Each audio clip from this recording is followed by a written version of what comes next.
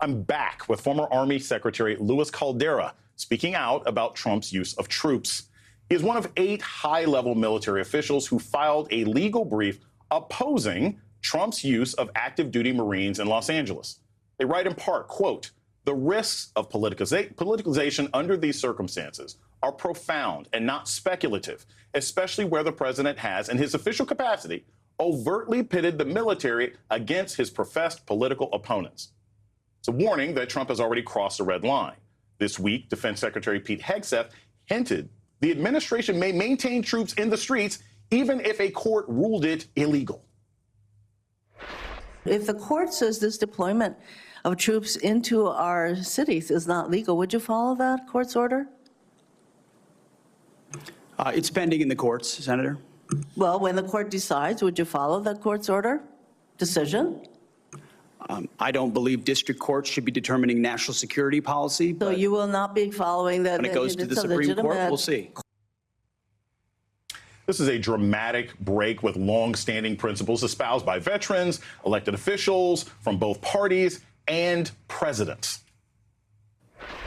The president cannot put troops in for law enforcement in the United States. The option to use active duty forces in a law enforcement role should only be used as a matter of last resort. Active duty troops are trained for war fighting and not policing. Don't do it with the Army because it's illegal. The president cannot put troops in for law enforcement in the United States without either declaring the situation an insurrection or being asked to do so by the governor of a particular state.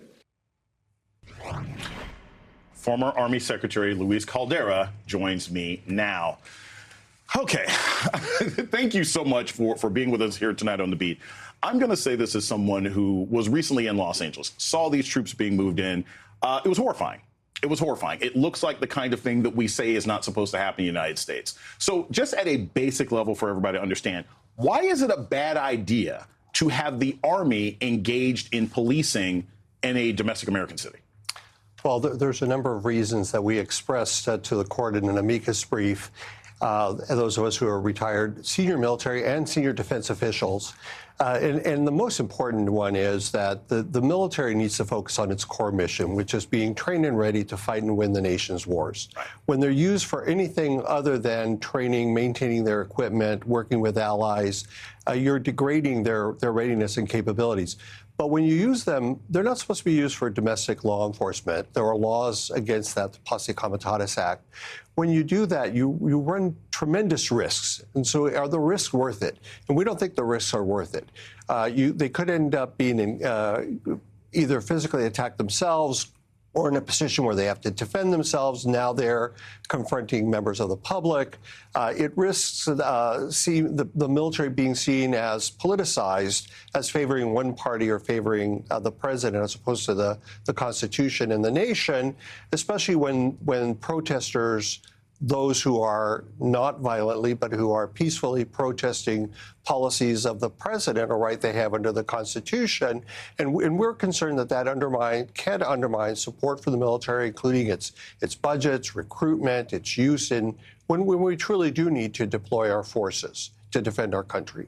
So I'll put this at even sort of a more basic level. The Army is prepared to kill people, right? And that shouldn't be your first response or concern when dealing with protesters, right? Certainly not sort of domestic protesters in the United States, correct? Right. Well, they're not trained for, to lower tensions in civilian-type law enforcement situations. It's very different. I mean, they do have to follow the law and the law of war, which includes dealing with refugees and people who've surrendered and things like that. But they are not trained for civilian law enforcement. And there are other forces, including federal law enforcement, state and city law enforcement, available to do that.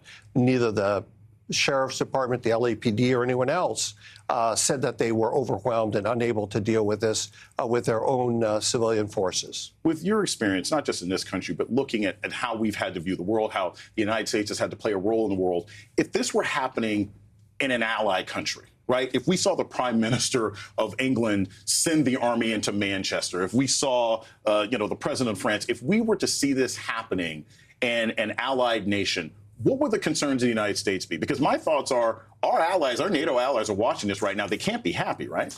Well, you don't want to. I mean, one of the concerns is that you can significantly lower the bar to ever deploying military forces once you've done this. So, the president has said, well, we're unable to execute federal law. It's not clear that they tried all the other things they could have tried short of deploying military forces. But once you have military forces there with military equipment, with military weapons, it's a show of force. It's an intimidation of the public.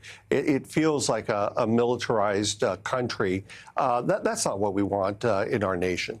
And it doesn't leave like a good model, right? And when we're talking about sort of democracy and freedom of speech in other places. Well, there are many things that, unfortunately, this administration has done that are not a great model for support of democracy, for support of human rights, for support of international law and even U.S. domestic law. But yes, it does not send the right message. When we lower our standards, it makes any would-be autocrat gives them license to lower theirs. I want to play this sound real quick from Secretary Pete Hegseth and Warren in an exchange on domestic military deployment, and get your thoughts right after this. How about if the president says he wants to send troops to 15 cities? Would you be willing to do that? Senator, I don't accept your hypothetical because it's That's a hypothetical. Not a real That's one. the question. You're the Secretary of Defense. Would you send troops to 15 cities? If the president said, do it, would you do it? 15 cities. Again, Senator, it's a complete hypothetical lacking any context Look, at all. You're the Secretary and I refuse of to Defense. box myself in based on Well, you questioning can refuse, on a hypothetical. But you're here asking for $1 trillion, and I want to know how you're going to spend it. He's lying, right? I mean, this is not a hypothetical. The president has said that he wants to send troops to multiple cities to fight the invasion, right? Well, the president has said that, and here's the challenge. If you say one thing like, we're going to put troops around a federal building to protect the federal building, well, you probably could do that with other local police or other federal law enforcement officers. But let's say that you do that to protect that building. That's one thing. Mm-hmm. If you're saying, I'm going to send troops out to accompany ICE agents as they go on raids on farms or factories or at schools, that's a different thing. Now you're involved. Now you're directly involving the military in enforcement of immigration laws, right? And so I think we don't want to lower the bar for how easily you can deploy troops. It's probably possible that any protest, including, the No Kings protest, right. that the president could say, oh, there are some federal laws being violated, and therefore, in order to enforce those laws, I've got to send military troops to those locations. And, this is just as President Trump can point to what President Bush did in 1992 in response to the LA riots at the invitation of the governor of California. Some future president is going to be able to point to President Trump's actions and say, in other much less demanding circumstances, I can send troops. Yeah, unfortunately, at this rate, Trump would send the Army to the wrong team city celebration after a Super Bowl. That seems to be the path that we're heading to. Former Army Secretary Louis Caldera, thank you so much for joining us this evening.